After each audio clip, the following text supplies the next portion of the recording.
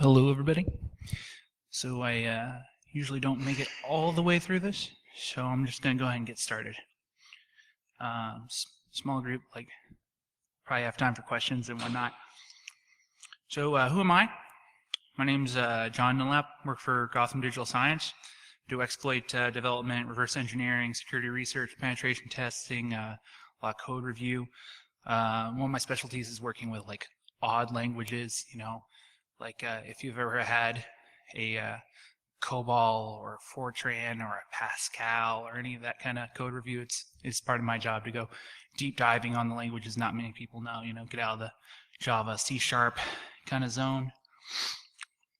Also big into the European demo scene if anybody knows what that is.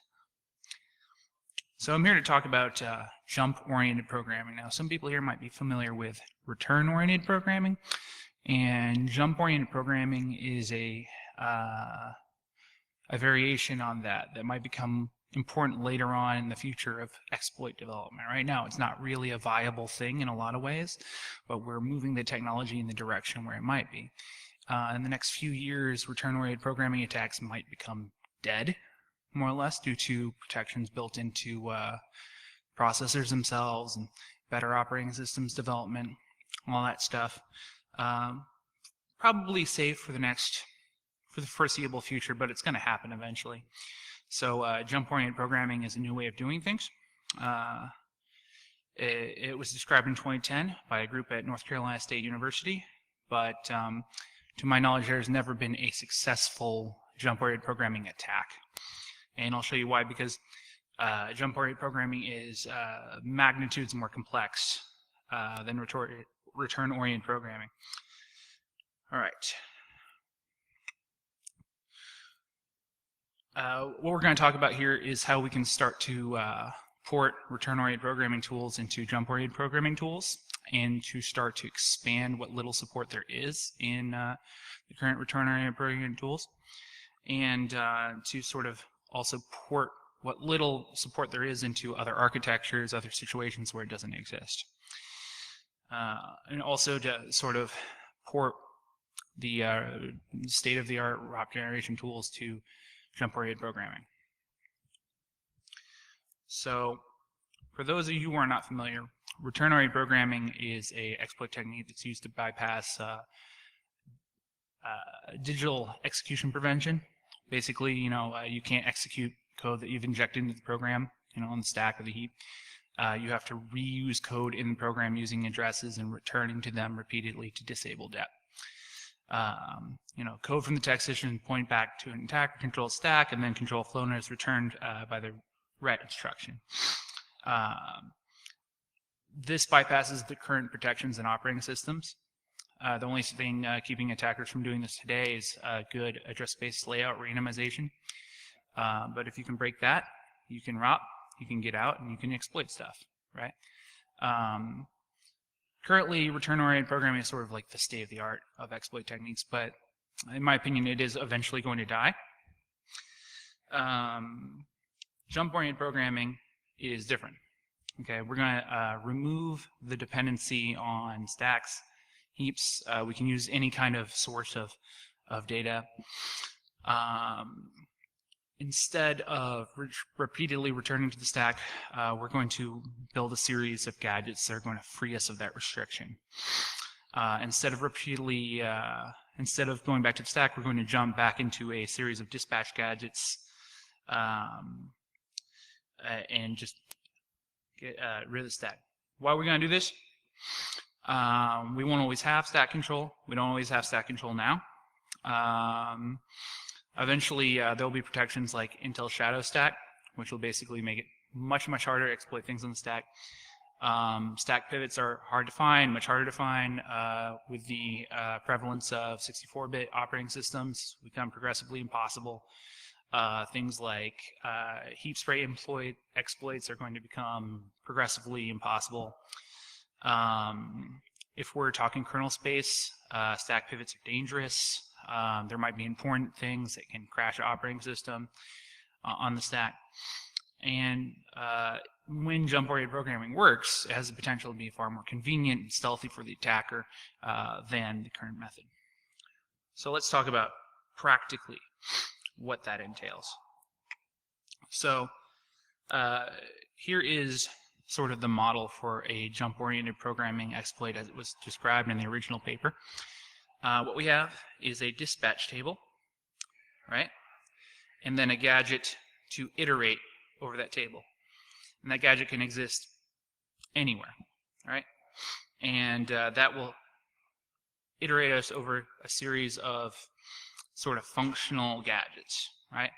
So this could be anywhere on attacker writable memory.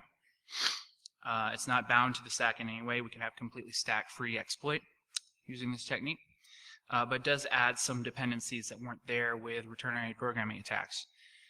In a lot of ways, the functional gadgets are the same, but instead of returning, we're jumping back into our dispatch table. So we're going to do a thing, jump into our iterator, and our iterator is going to put us back into the dispatch table, right?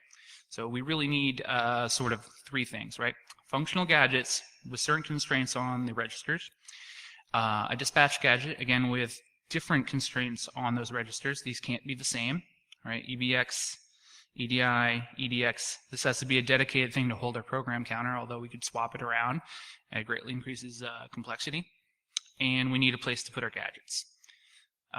But in the case where piece of software where we control different kinds of memory than stack or the heap, then this could be very convenient. We got to work, right? And the problem is that there isn't a good way to make it work right now. So let's talk about the various parts. First, we got the dispatcher gadget, which is meant to provide control flow. It needs to iterate over the program. But since we're sort of defining our own iteration, unlike with return-oriented programming where we're always iterating over the stack, return, return, return, return, we can use different sort of data structures, right? Depending on what kind of iterator gadget we have, we could skip forward or backward in memory or use something more like a linked list, right? As long as our software is smart enough to help us find this or willing to dedicate enough time to do it by hand, then this could be extremely convenient, especially if we control the layout of memory in the program in a weird way. It could also be stealthy since our gadgets could be stored non-contiguously with each other, and we can also periodically change up how the gadgets are organized. Did I see a question back there? No? Okay, cool. However, we do need to control the value of a register. The ideal, simple way to do this is just to find an adder. Any pattern will do, and the original paper for this described various schemes involving linked lists. The tool I developed, I'll show you, has come up with various complicated data structures that you could use. And again, you can switch it up mid-attack if it suits you. You could also pull your instructions easily from two data sources or intermingle them or obscure them. You ultimately have a lot more control if you're willing to weather the complexity. All right, functional gadgets are a little easier. Just has to do something and then jump back into our iterator/dispatcher gadgets. All right, it's a little easier to deal with, easier to find using the automated tools. And if you're familiar with return-oriented programming, the gadget flavors are the same, right? Ultimately, what we want to do is set up a call of some sort to turn off dep so that we can go about doing a much easier exploit, right? We don't want to be doing jump-oriented programming all day. What we want to do is do jump-oriented programming just long enough to turn off all the security inside the program and make it a lot easier for us to exploit, right? Because this is going to be involved, getting this done. Usually what that amounts to in Windows is setting up the arguments for virtual protect, which ultimately involves controlling all the registers. So a good wish list for this kind of exploit is to be able to control all registers. And here are the current tools, and I'm just going to say straight ahead, all of them are sort of lacking for this in various ways, and I've been going about modifying them and making alternative versions, add-ons, and whatnot for a little while now in order to better facilitate this kind of DAC. We got ROP Gadget, Monad Pi, ROPC, Ropper, and Radar I2. Generally what these things do is they just list jump instructions or unconditional jumps in whatever architecture you're asking them to analyze. However, if you listen to what I said before about the various kinds of gadgets, this could be a very daunting task to put together. And the other thing to keep in mind is that even large programs don't have that many unconditional jumps. So it's very important, I mean, compared to other instructions, right?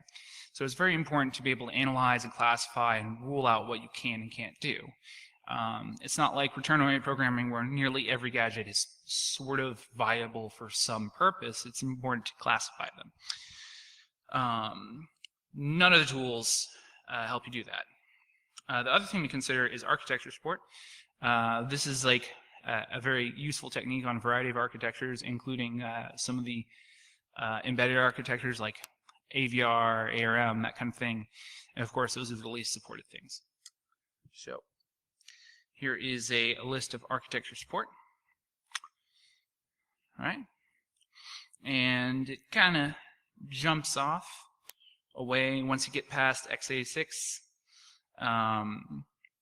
It's kind of hard to find stuff, and even 64-bit is kind of not supported in general, which kind of sucks. Again, we're coming to a 64-bit world. Again, the support is basically you dump out a bunch of jump instructions and have fun putting together all the pieces and figuring out all the various dependencies. So Radare has very generic route functionality. In a way, Radare is sort of the best of the bunch in the sense that you can just ask it for whatever you want, right? It has very good search functionality, so you can say, you know, this list of gadgets, can you find something that looks like this? But again, that throws a lot of the responsibility on the exploit developer and leaves you spending hours, days, weeks sifting through various side effect-laden gadgets. It's really not a good way to live. Again, just reiterating, all we're getting here is a list of gadgets, and no way to vet them, which is really what we want. So here's just an example of the kind of functionality provided by Ropper. I'm sorry if it's hard to read, but again, it's just dumping out some jump instructions. Something to keep in mind if you want to do jump-oriented programming is that using larger binaries is to your advantage a great deal. This is not going to work out on a smaller binary. When we look at the tool I'm developing a little later, the test case I always use is libobjective-C on macOS because it's big and has a lot of stuff going on. Running this against even medium-sized programs, native code, you're not going to find what you need. Here's more Ropper on an even bigger binary still, in much larger binary, and we found some stuff.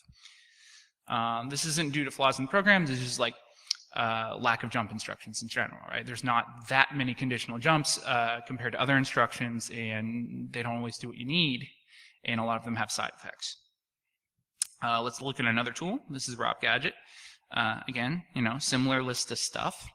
Again, only unconditional jumps, right? And not a whole ton of them, and no information about what does the gadget do, how it's going to help you, and which of them goes in which part of the jump-oriented programming equation, right?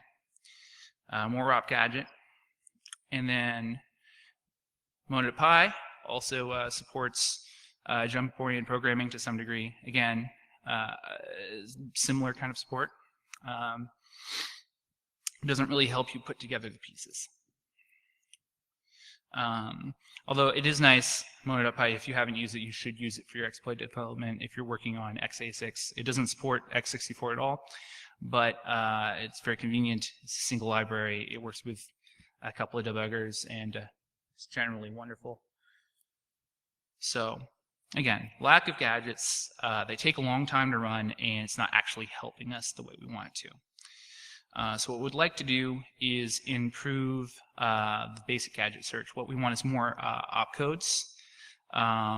We want a sort of vetting system for the opcodes, for the gadgets, and maybe find a way to use other types of jumps. Maybe there's other instructions that are equivalent to a jump. Maybe there's sequences of instructions that can be used in our jump-oriented programming attack. Maybe we can use conditional jumps. Maybe we can use the call instruction, you know. I found out when I went through these tools, many of them didn't even say support indirect jumps, like a jump to a pointer and that kind of thing. So That's something I'm going through and adding to all these tools. And then here's a list of improvements made to the tool. X64 registers, bear support for indirect jumps. Basically the same thing for Rock Gadget. I would have loved to improve Monad.py, but the main thing I would improve is to add the x64 support, which is a massive year-long project. So what I did do was do a lot of work towards improving gadget comprehension. So what we want to be able to do is take those parts of the jump-oriented programming equation and classify the gadgets into those roles, and then make some kind of judgment about how fit they are for the role and what kind of side effects they provide. There's a couple of approaches to doing that, right? It's a lot of these tools give you some leeway as to how many instructions you read ahead of the, because obviously you need your gadget to do something before the return, right? So it's sort of a calibration, how much you put ahead. Again, we're not reading into what kind of side effects it has. None of them help you put together these sort of data structures. So basic way they're doing this is grepping over binaries, looking for certain opcodes or mnemonics. What we're going to do is use a VM and then just actually run the gadgets and get some kind of real sense of what they actually do, and that'll give us a better sense of whether we can use them. All right, and then we're going to consider using conditional jumps. There are far more conditional jumps in a binary than there are non-conditional jumps, and none of the tools search for them, and there's good reason for that. Because conditional jumps in x86 are always relative, right? You're never going to jump to a register like we need, but we're still leaving out a very high potential for our jump-oriented programming to our control flow hijacking process. So one of my requirements for my own tool was to find a way to vet these conditional jumps and see if there wasn't a way to force them into use so we could have greater surface area of attack. Because one of the, when people talk about why this attack might be impossible, the reason that keeps coming up is that there's just not enough jumps in a program as opposed to returns. Let's see. We're also going to see what we can do to force more functionality of our gadgets by messing with the registers and sort of fuzzing at them. All right. So just to give you an example of how conditional jumps end up working on x86. So if you see, we have this jump not equal here, and it's just used to jump over a piece of code, right? It doesn't jump to any arbitrarily controllable place. But what if by some sequence of events it did? That's what we're kind of looking for. None of them trivially will, but if you follow the chain out far enough, some of them do, and they can be part of the attack.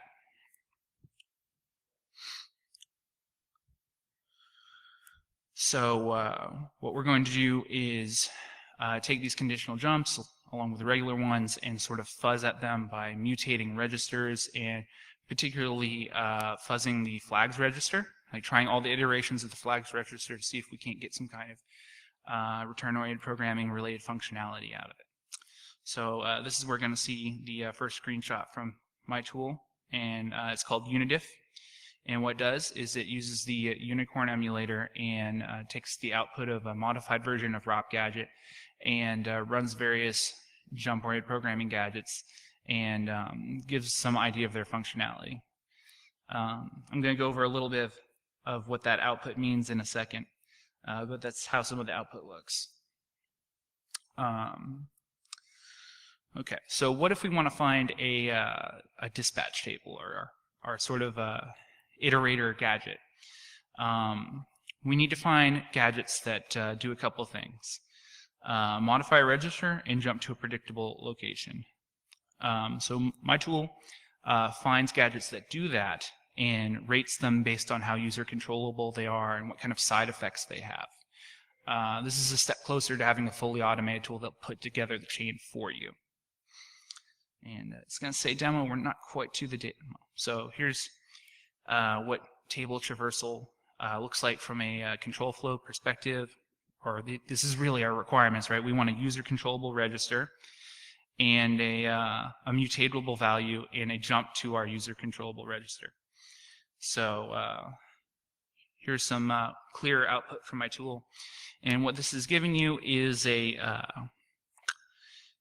address of gadget followed by hex for the instructions, and then followed by a user controllable register, and how much it's been changed by mutation. So what this is telling you is that if you put in your user controllable EEX, you're going to get back the same number plus 70, right? And so what you can do is make your jump table, and it's got to be a data structure where each of your malicious instructions is separated by 70 bytes. We'll see later my tool finds a lot more options for that. You can even see below it found somewhere they were negative 438 bytes apart from each other, right? There's a lot of possibilities, but the fact that the tool vets them speeds up the process tremendously. Let's look at some functional gadgets. What we need to do here is a little easier, right? So we need to mutate a controlled register, but not the register that we just selected to be our program counter, right? We also want to just try not to destroy any other registers. Keep in mind that like the ultimate goal here is to set up all the registers for a virtual protect call. That would be the nicest thing, and then we want to jump back into the table. So ultimately it would be great if we could control some kind of register we like to. So here's an example of a compatible gadget that my tool found.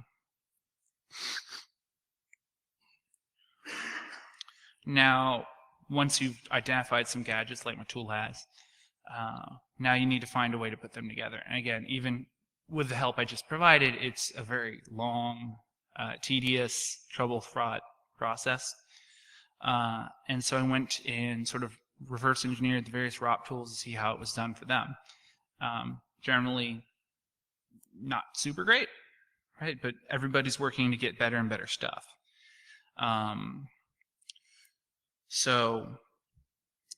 Corlin's tool, Mono.py, has a great algorithm for building ROP chains. And it does this by backwards tracing. It takes a sort of a final ending point and tries to go over past in the program and work back to an input, right? The problem with that is that it's extremely computationally expensive. It takes a long time to run, and even for like relatively trivial ROP payloads, it might not ever finish or might not give you a good answer. So I decided not to go that way. Here's a little snippet of the related code.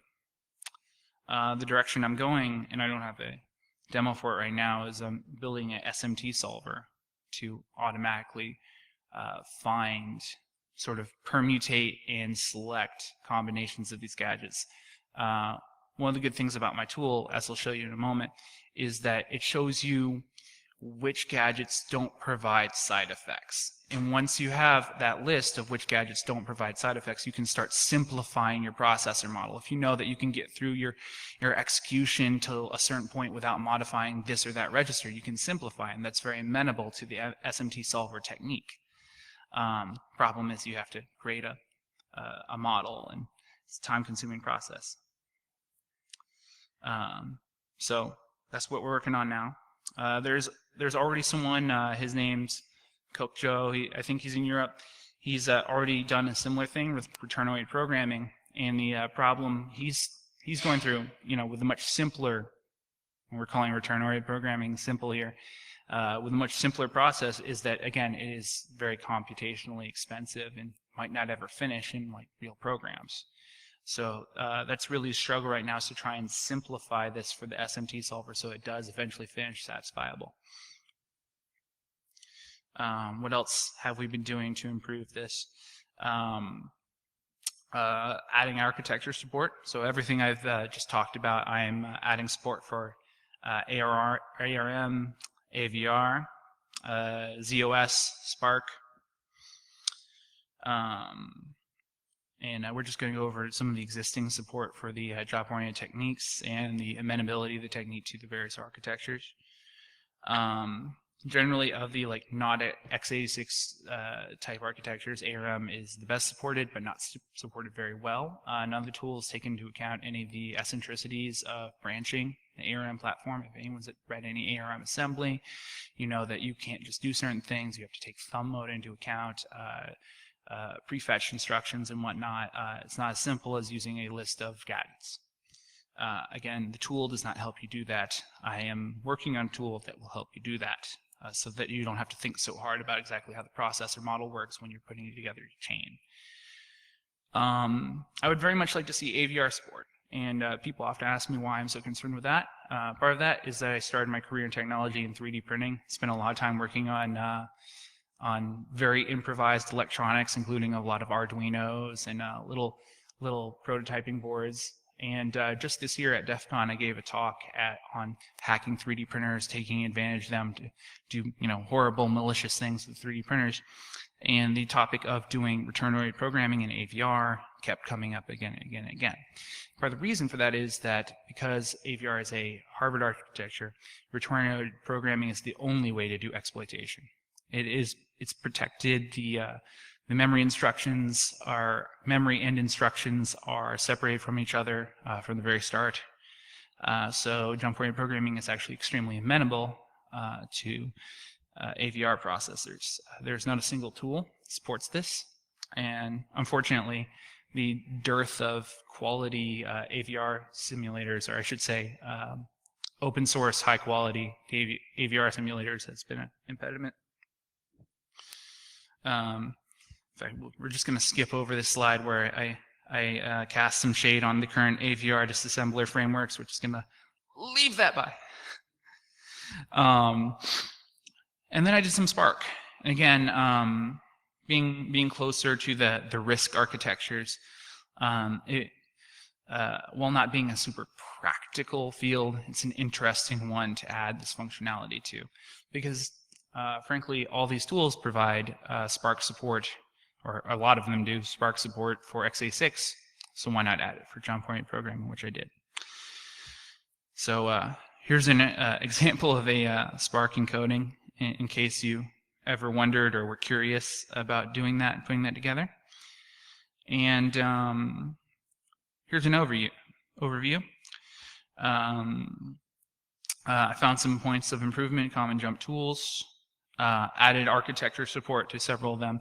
I'm developing a tool to make the technique a lot easier, and getting closer and closer every day to a point where it will be totally automated. At the start of this project, I thought that this technique would be mostly impossible, since it is, again, almost never seen in the wild, but I found it's quite feasible from what I've seen in my own experiments. I plan on adding more architectures, integrating concolic execution techniques, and then start providing known payloads for existing libraries. I think that's really the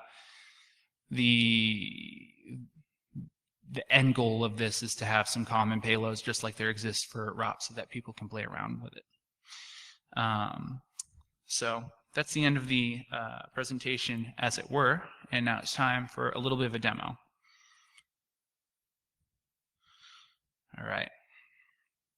So here's some sample output, but before we do that, we are going to take a look at a list of gadgets given out by ROPers. So one of the changes I made to, or ROP gadget I should say, one of the changes I made to it was to modify it so, oh geez, can't type while I talk. There we go. Modify it so it would give non-conditional jumps as well. So in this example here, I've limited just to instructions with a jump greater or equal in them somewhere, or a jump greater, I should say. That was impossible before. This gives you a little bit of the idea of the input from my program, as it takes a list of these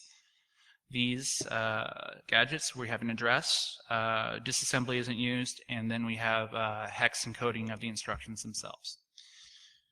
That's what my tool uses. And then we're going to give a quick example of my tool running. And this is it going over looking for interesting gadgets in a list of gadgets. What it's doing is going one by one and running them, and then sort of fuzzing them with inputs and trying to figure out what changes, what doesn't, and what can be controlled by the user. So this is the final list of interesting gadgets, and I'll help you take a look over it real quick. We'll sort of scoot up to the top.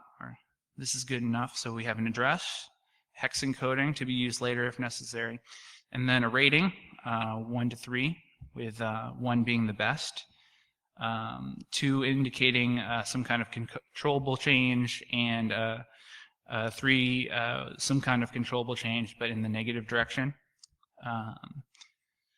So we can see we have one where we control a register. It should say which, it doesn't. Bug. But it will also tell us which registers are invariant and haven't been changed by the process. So in this case we see that EEX is invariant, EDX is invariant, but ECX is changed by -858. So if we needed a subtractor gadget, we could do it, but we have to move in increments of 858, which isn't necessarily the most useful, but here we have -2, that's a little more useful. That's basically the gist of what it does. There's some other features. This is still under development and being put together. All right, well, that's about the end of what I have to say. We've got plenty of time here, so I'm willing to take some questions if people are curious.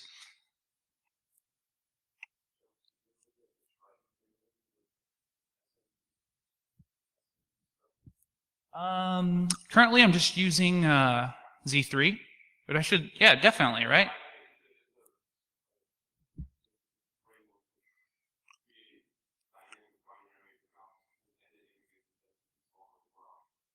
Yeah, that's a great idea. That would definitely save me some work putting together a processor model. Sure.